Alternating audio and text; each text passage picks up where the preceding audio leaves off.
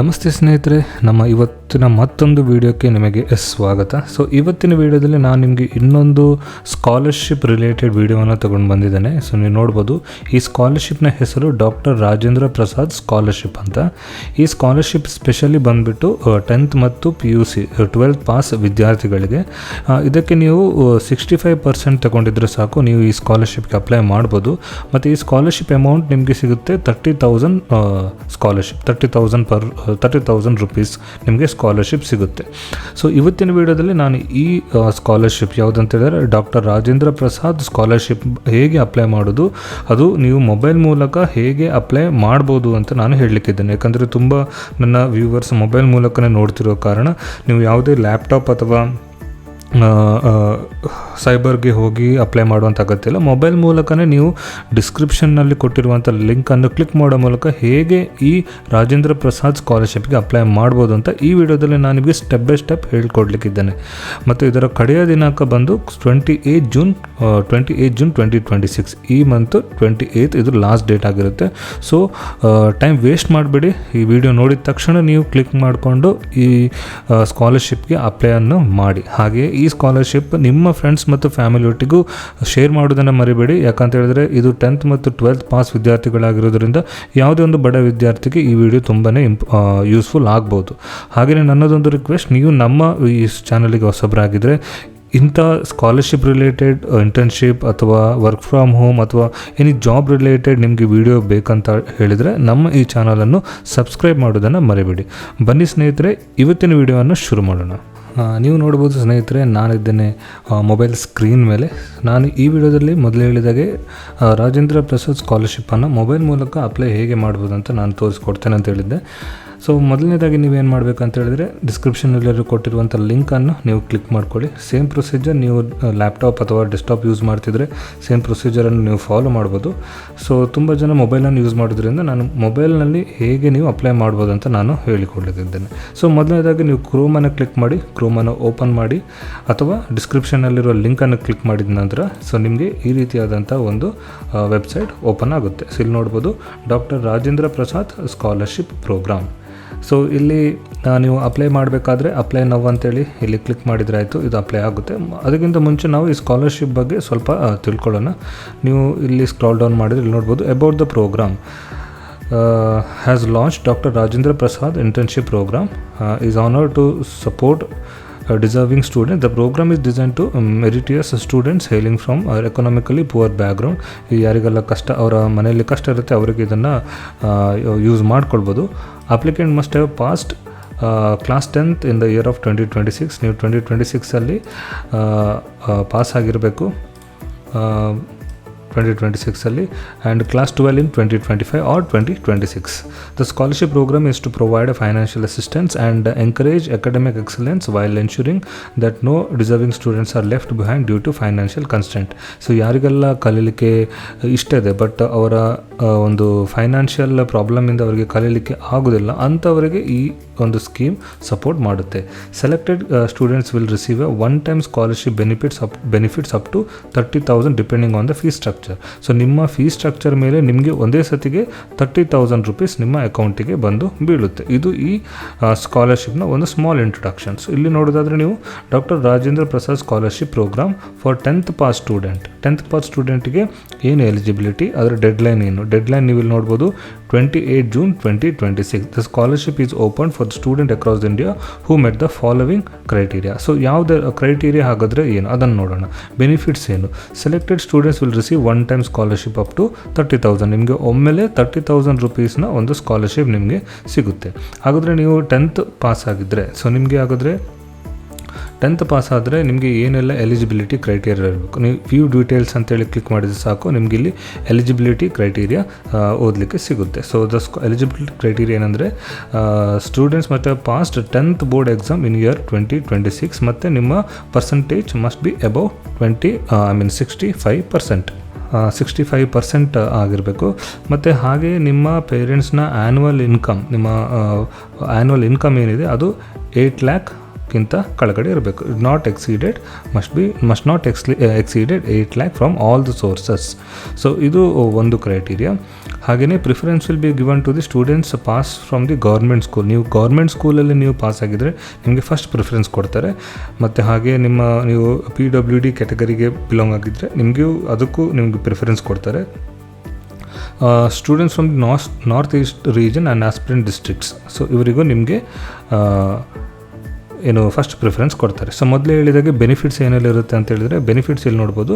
ನಿಮಗೆ 1 time scholarship of 30,000 rupees ನಿಮಗೆ ಸಿಗುತ್ತೆ. The scholarship amount can be only used to cover the academic expenses such as tuition fees, books, study material, accommodation and other education related cost. So ನೀವು ನಿಮ್ಮ education related ಏನಿದೆ ಅದಕ್ಕೆ ಮಾತ್ರ ಇದನ್ನು use ಮಾಡ್ಕೊಳ್ಬೇಕಾಗುತ್ತೆ. So ಹಾಗಾದರೆ ಅಪ್ಲೈ ಮಾಡಲಿಕ್ಕೆ ನಿಮಗೆ ಯಾವುದೆಲ್ಲ ಡಾಕ್ಯುಮೆಂಟ್ಸ್ ಬೇಕಾಗುತ್ತೆ? ಸೊ ಅಪ್ಲೈ ಮಾಡೋದಾದರೆ ನಿಮ್ಮ ಹತ್ರ ರೀಸೆಂಟ್ ಪಾಸ್ಪೋರ್ಟ್ ಸೈಜ್ ಒಂದು ಫೋಟೋ ಇರಬೇಕು, ಮತ್ತು 10th mark sheet, admission proof of admission, ಮತ್ತು ಫೀಸ್ ರಿಸಿಪ್ಟ್ ಇರಬೇಕು. ನಿಮ್ಮ ಫೀಸ್ ಸ್ಟ್ರಕ್ಚರ್ ಅದರಲ್ಲಿ ಮೆನ್ಷನ್ ಆಗಿರಬೇಕು. Annual parental income certificate issued by so parents ಇದು ಇನ್ಕಮ್ ಸರ್ಟಿಫಿಕೇಟ್ ಇರಬೇಕು. Bank account details, that is copy of passbook or cancelled cheque in the applicants or parents name. So ನಿಮ್ಮ ಹೆಸರಲ್ಲಿ ಅಥವಾ ನಿಮ್ಮ parents ಹೆಸರಲ್ಲಿ ನಿಮಗೆ ನಿಮ್ಮ ಹತ್ರ ಒಂದು ಪಾಸ್ಬುಕ್ ಅಥವಾ ಕ್ಯಾನ್ಸಲ್ ಚೆಕ್ ಇರಬೇಕು.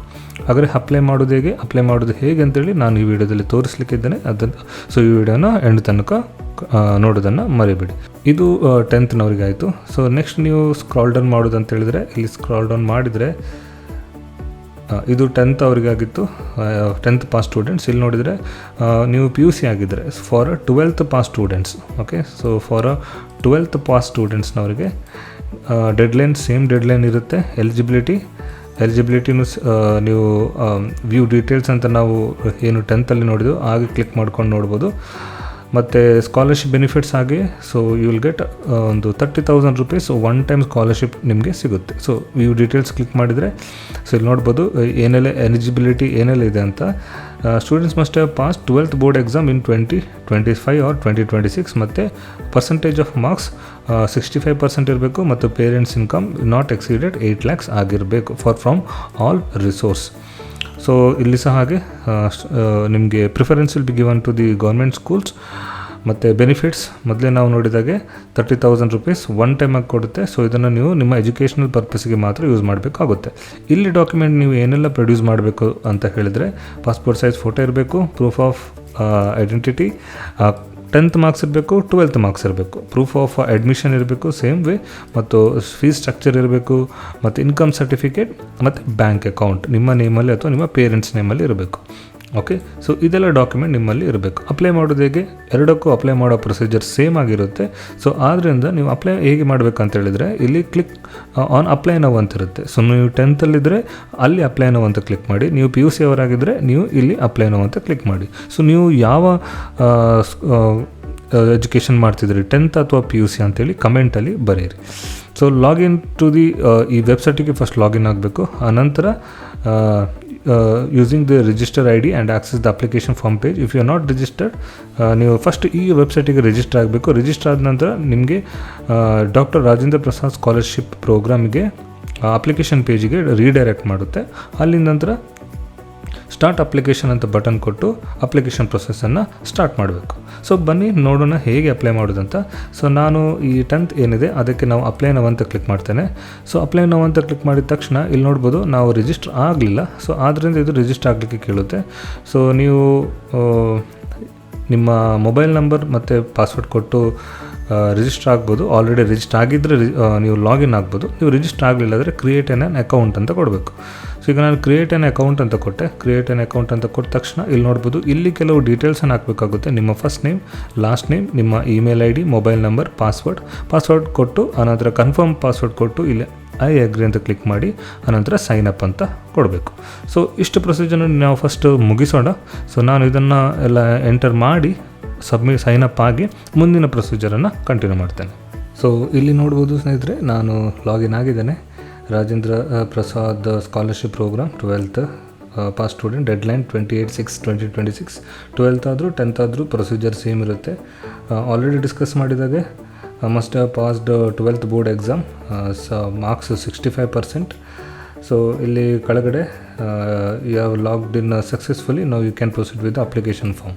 ಸೊ ಹೈಯರ್ ಎಜುಕೇಷನ್ ಅಂದರೆ ಹೈಯರ್ ಎಜುಕೇಷನ್ ಕ್ಲಿಕ್ ಮಾಡಿ ಸ್ಟಾರ್ಟ್ ಅಪ್ಲಿಕೇಶನ್ ಅಂತ ಕೊಟ್ಟರಾಯ್ತು. ಇಲ್ಲಿ you need to verify Aadhaar card ಅಂತಿದೆ. ಇಲ್ಲಿ ನಿಮ್ಮ ವೆರಿಫೈ ಆಧಾರ್ ಕಾರ್ಡ್ ಅಂತ ಕೊಟ್ಟು ಇಲ್ಲಿ ನಿಮ್ಮ ಆಧಾರ್ ಕಾರ್ಡನ್ನು ಎಂಟ್ರ್ ಮಾಡಿ. ಸೊ ಆಧಾರ್ ಕಾರ್ಡನ್ನು ಎಂಟ್ರ್ ಮಾಡಿದ ನಂತರ ಸೊ ನಿಮಗೆ ಅಪ್ಲೈ ಮಾಡಲಿಕ್ಕೆ ಅಪ್ಲಿಕೇಶನ್ ಓಪನ್ ಆಗುತ್ತೆ. ಸೊ ನಾನಿಲ್ಲಿ ನನ್ನ ಆಧಾರ್ ಕಾರ್ಡನ್ನು ಎಂಟ್ರ್ ಮಾಡಿ ವೆರಿಫೈ ಮಾಡ್ತೇನೆ.